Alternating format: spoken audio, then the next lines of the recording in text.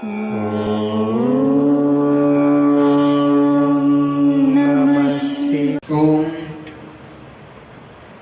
आज श्री कामेश्वर महादेव के चरणों में वट वृक्ष के नीचे हम आज पुरुषोत्तम मास का कथा महत्व का श्रवण करने जा रहे हैं।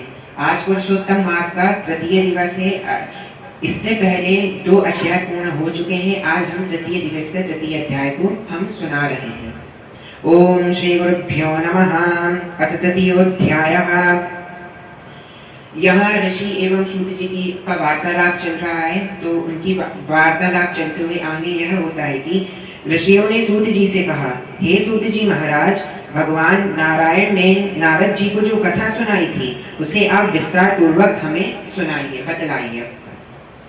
सूत जी ने बोला, हे ऋषियों, जैसे नारायण जी ने नारद मुनि से जो कथा कहा था वैसे ही मैं तुम्हें बात से बात तक पूरी समझाता हूँ आपको पूरी कथा।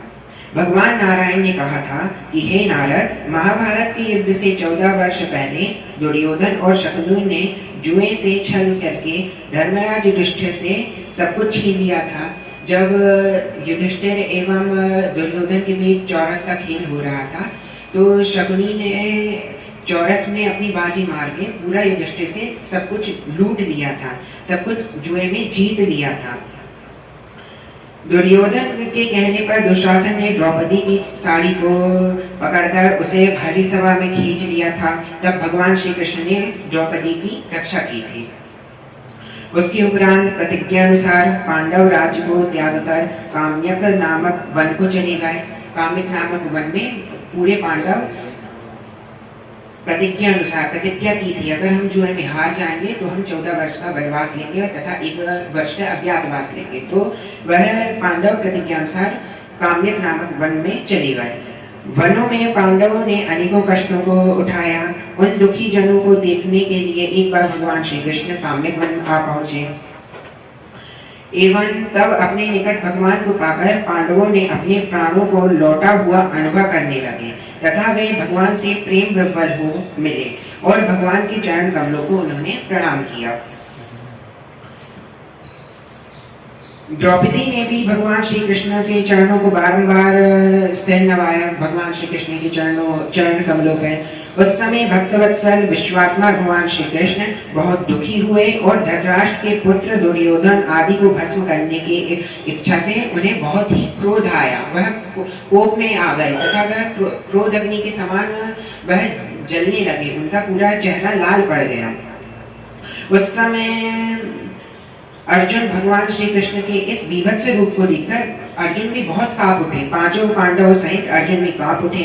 युधिष्ठिर सहित सभी भाइयों और द्रौपदी आदि ने मिलकर श्री कृष्ण भगवान के हाथ जोड़े एवं उनसे प्रार्थना की। भगवान श्री कृष्ण का क्रोध कुछ शांत होने लगा तथा हाथ जोड़ के अर्जुन ने उसी समय श्री कृष्ण भगवान से कहा, हे नाथ, आप जगत की रक्षा करने वाले हैं। मैं इस जगत से बाहर नहीं हूँ, फिर आप मेरी रक्षा क्यों नहीं करते हैं? यदि आपको क्रोध आ गया तो अर्जुन को नष्ट करने की इच्छा में आप पूरा संसार अपने शक्ति से पूरे संसार का भी विनाश हो सकता है आपकी शक्ति से।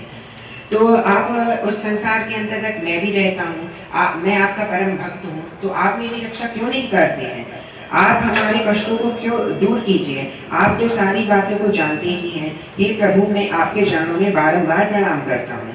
इस तरह अर्जुन द्वारा करबद्ध विनती तथा बारंबार प्रणाम करने पर श्री कृष्ण ने अपने क्रोध को त्याग दिया, छोड़ दिया एवं शांत हो गए।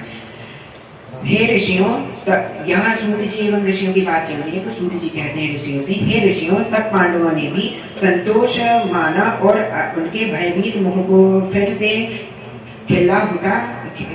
श्री कृष्ण भगवान का भयभीत जो मन था वह डबल से खिल उठा तथा श्री नारायण जी ने नारद जी से कहा कि हे नारद, भगवान को प्रसन्न देखकर अर्जुन ने भगवान श्री कृष्ण से ठीक यही प्रश्न किया था जो आप मुझसे करते हैं। तब श्री कृष्ण जी ने 2 घड़ी ध्यान किया और पांडवों के हित के लिए इस प्रकार कहा कि एवं पांडवों में युधिष्ठिर को कहा कि हे राजन, आपने यह अनोखा प्रश्न किया है। इसका उत्तर देने में मैं अपने आप को समर्थ पाता हूँ। चैत्रादिक मास पक्ष नाड़िकाएं याम क्रियाम ऋतु मुहूर्त उत्तरायण दक्षिणायन, यह जो चैत्रादि मास है वह समय को दर्शाते हैं। पूरे चैत्रादि मास नाड़ियां होती हैं समय के अनुसार, समय के एक मतलब क्रम के अनुसार समय के एक निश्चित समय को एक एक नाम दिया जाता है, जिसमें ऋतु आते हैं, मास आते हैं, नाड़ियां आती हैं, याम आते हैं, क्रियाम आते हैं, मुहूर्त होते हैं, फिर उत्तरायण दक्षिणायन अर्थात सूर्य उत्तरायण और दक्षिणायन होते हैं, वर्ष योग पराग अंत और इससे भी परे नदी समुक्त झील कुएं बावड़ी पल्लव निर्जल लता वृक्ष औषधियां वृक्ष बांस वृक्ष वनस्पति पुर ग्राम नगर पर्वत, ये सभी जगहों का वर्णन कर दिया कि नदी तालाब बाड़ियां कुएं आदि सब वनस्पति नगर पर्वत आदि सब मूर्तिमान हैं और अपने गुणों के कारण ही पूज्य हैं। ये सब जितने भी नदी वर्ष ये सभी चीजें वह इनका कुछ विशेष गुण होता है, इसके कारण ही वह पूजित होते हैं। इन सब में कोई नहीं है जो अपूज्य और स्वामी रहित हो, अर्थात इन सभी चीजों में जो कोई भी है वह अपने गुणों के कारण ही पूजित होते हैं, कोई बिना गुण का है नहीं, तथा उनका भी कोई ना कोई स्वामी जरूर ही होता है। हे पांडुपुत्रों, इन सभी में एक अधिक मास ही था जिसका कोई स्वामी नहीं था। सभी 12 मास होते हैं, उनमें से कुछ समय बाद एक अधिक मास पड़ता है जिसे मल मास के नाम से जानते हैं, उसका कोई भी स्वामी नहीं था, कोई भी अधिकारी नहीं था उस मास का जिसमें उस भगवान को या उस देवता को पूजा जाए। तथा स्वामी विहीन होने के कारण सभी व्यक्ति उसे अनाथ स्वामीहीन निंदनीय एवं अपूज्य और मलमास आदि के नाम से संज्ञा देते थे तथा रवि संक्रांतिहीन आदि नामों से भी पुकारते थे। शुभ कर्मों के लिए इसे त्याज कहकर निंदा की गई इनकी कई बार। ऐसे निंदा एवं अपमान के वचन सुनते सुनते अधिक मास तेजहीन हो गया तथा निरुद्योगी और दुखी रहने लगा।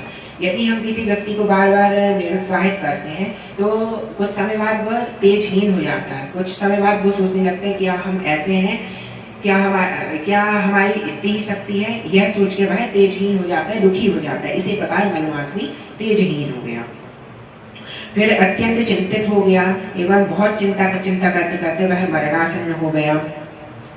तब अंत में किसी प्रकार अपने मन को समझाकर वह श्री नारायण भगवान की शरण में आ गया तथा उनकी स्तुति करने लगा, उनकी भक्ति करने लगा। हे अर्जुन, वह वैकुंठ में आया और मुझसे साष्टांग दंडवत किया तथा मेरे दर्शन पाकर उसने प्रकरबद्ध हो अपने नेत्रों से अश्रु भर के मुझे अपनी आप बीती अपने साथ हुई गई दुर्घटना को सभी चीजों को सुनाया। इस प्रकार पुरुषोत्तम मास की तृतीय दिवस की कथा समाप्त होती है।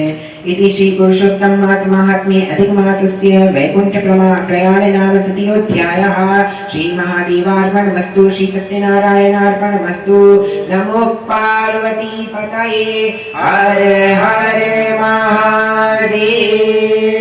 बोलिए सत्यनारायण भगवान की जय हो, अधिक मास की जय हो, श्री गुरुदेव की जय हो, श्री कामेश्वर भगवान की जय हो। हर हर महादेव।